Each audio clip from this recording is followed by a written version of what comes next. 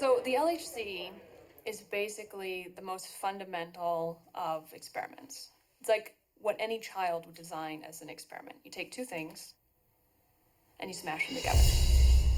And you get a lot of stuff that comes out of that collision, and you try to understand that stuff. Now, in this case, what we're smashing together is tiny protons, which are inside the center of every atom.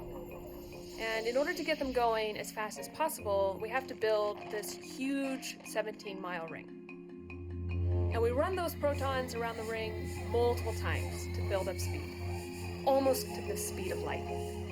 And then we collide two beams going in opposite directions at 4 points. And at those 4 points are 4 different experiments: ATLAS, LHCb, CMS, and ALICE.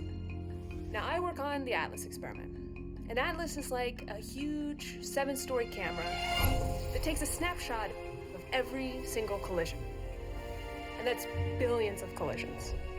And the hope is that we'll see the very famous Higgs particle. But every time we've turned on a new accelerator at a higher energy, we've always been surprised. So the real hope is that we'll see the Higgs, but that there's also something amazingly new.